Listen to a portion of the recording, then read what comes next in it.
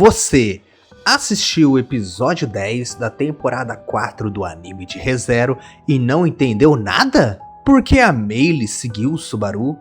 Por que o Subaru fez aquelas caras e bocas? O que era realmente aquilo? As feridas no braço do Subaru? O passado da Meili e por que ela está aparecendo na cabeça do Subaru? Além da famigerada frase, o assassinato se torna um hábito, e sua importância dentro e fora de Re:Zero. Também não posso esquecer da situação que está acontecendo fora da torre, lá com o Reinhard, a Felt e o Otto. Conto tudo isso nesse vídeo, além de cenas cortadas da novel e outras curiosidades. Então, vamos lá. Mas antes que eu me esqueça, bom dia, boa tarde, boa noite ou boa madrugada para você, seja qual for o horário em que estiver assistindo. O episódio 10 da temporada 4 do anime de Re:Zero adaptou o volume 23 da página 252 até a página 348. E em relação ao web novel, seria o arco 6 do capítulo 44 até o 49. Apesar de parecer que foi muito conteúdo adaptado olhando da perspectiva da web novel, lembre-se que o anime adapta a light novel. Sendo assim, foram poucas páginas adaptadas e, consequentemente, esse episódio foi muito bem adaptado e está muito fiel à novel. Foram menos de 100 páginas da light novel. E assim como eu fiz nos meus outros vídeos, eu também deixo algumas páginas da novel para vocês poderem conferir como é lá. A novel, por ser escrita, ela tem algumas possibilidades a mais, algo que ela pode aproveitar da imaginação do leitor. E conforme eu deixo nessa página, e algo que eu também já deixei em outros vídeos, só que lá eu não explicava, e aqui eu explico melhor porque foi mostrado no episódio do anime, é a separação de Subaru Natsuki. A separação das aspas, em um primeiro momento, a gente pensa no Subaru com as memórias e o Subaru sem as memórias, e não está errado. Mas não é só isso. Algo que eu sempre interpretei da web novel e consequentemente da light novel que eu li depois, foi que a novel já entregava pistas de haver algo a mais. Se vocês pegarem as páginas que eu mostrei nos meus outros vídeos,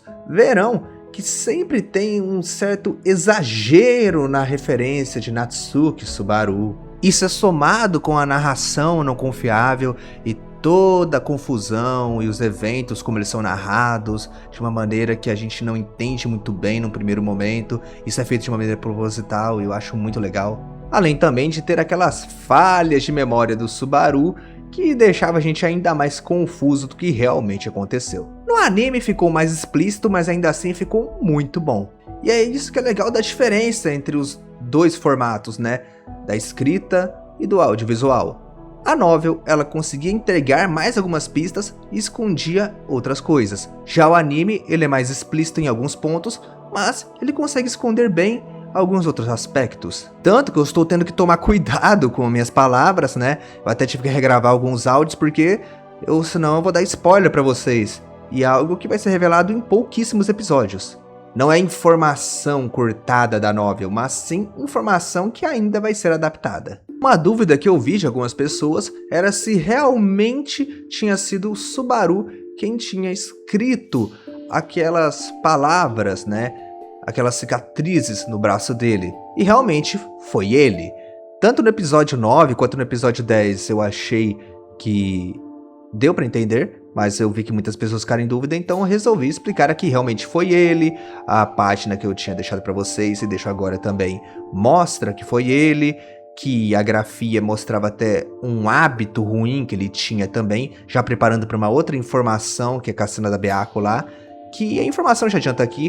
O Subaru, infelizmente, devido aos traumas que ele tem o hábito de se cortar. Então, a escrita com a caneta seria diferente, mas tal escrita como estava ali, Natsuki Subaru passou por aqui, simplesmente mostrava outro hábito ruim. Ainda é o Subaru com amnésia, né?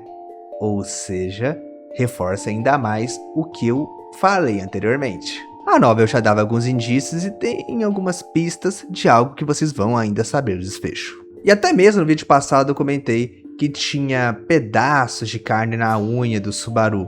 então ele já sabia disso.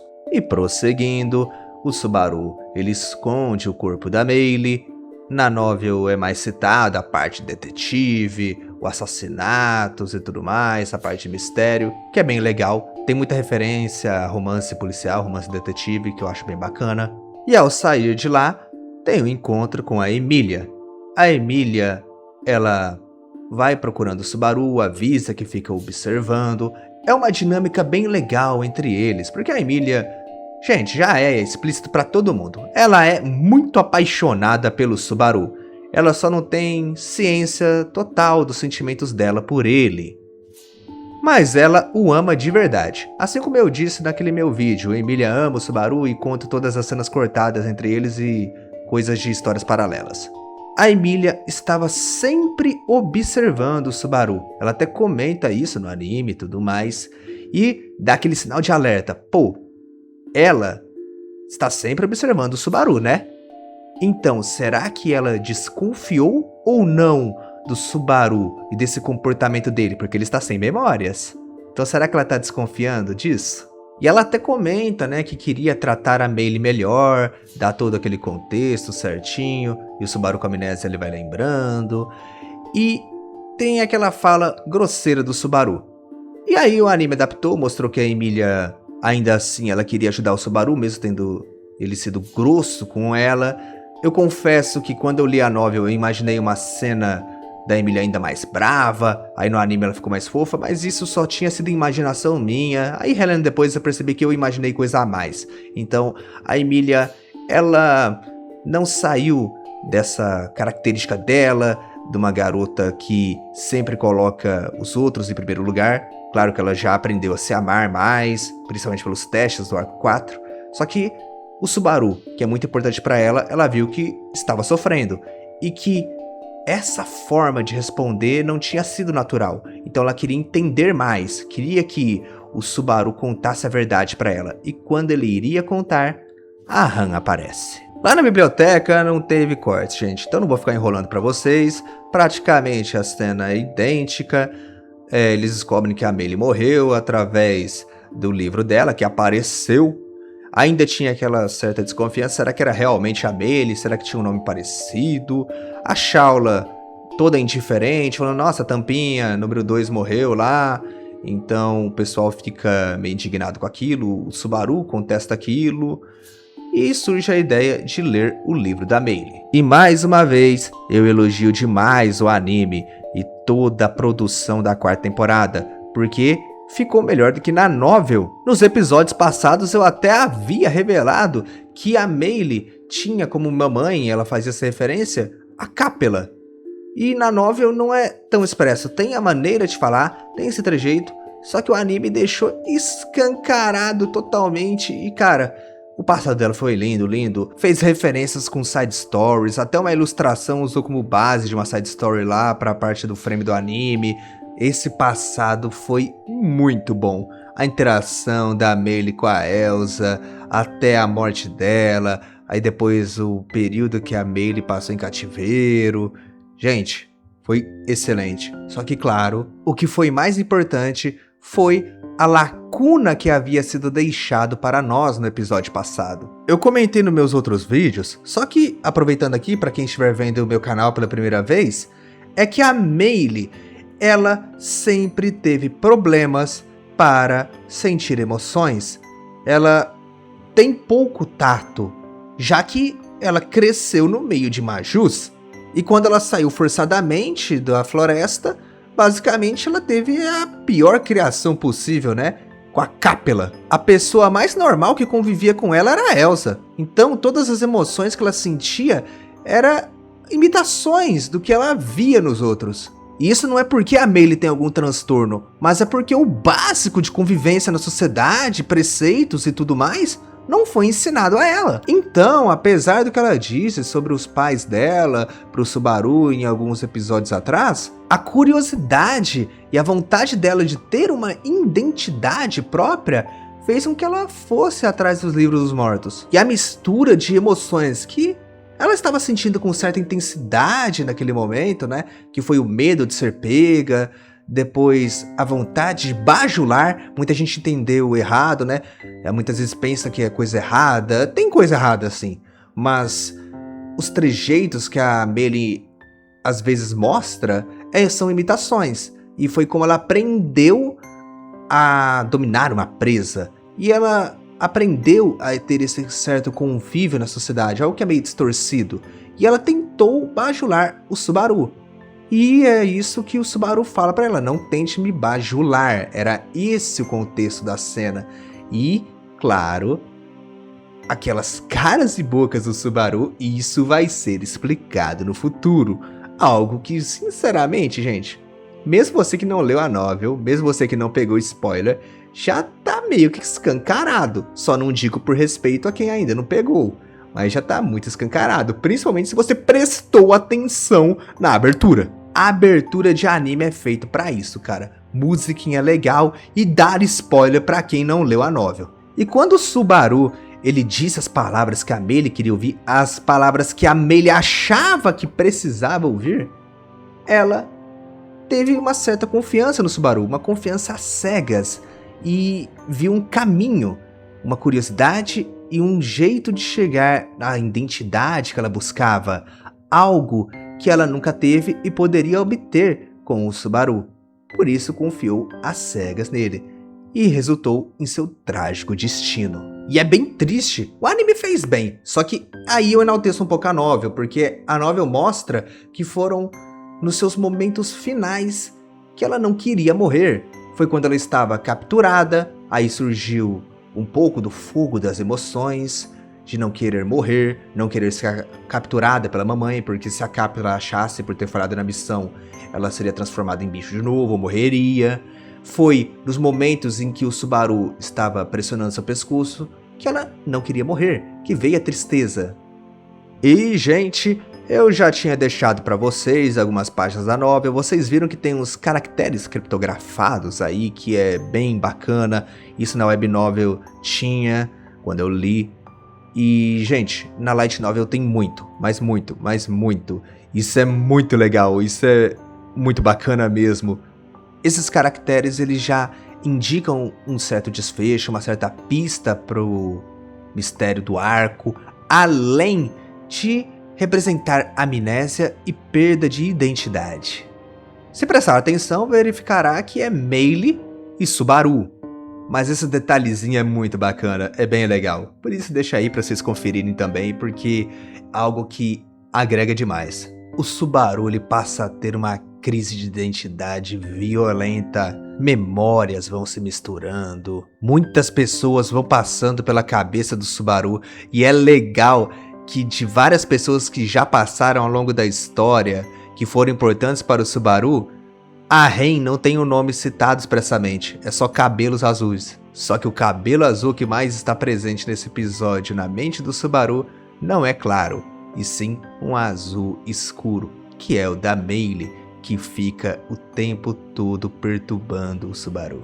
Vai tendo os conflitos de personalidade, embora a novel seja mais detalhado, o anime adaptou muito bem, dá pra tirar várias interpretações, e até mesmo quem não leu a novel só vê o anime pode ter várias interpretações sobre a cena, principalmente dá pra traçar um paralelo que eu já tracei em outro episódio, que é o clássico crime e castigo, a consciência que fica pesada, a culpa, a pessoa falando na sua cabeça, as alucinações, o medo de ser pego, as paranoias, a culpa do assassinato.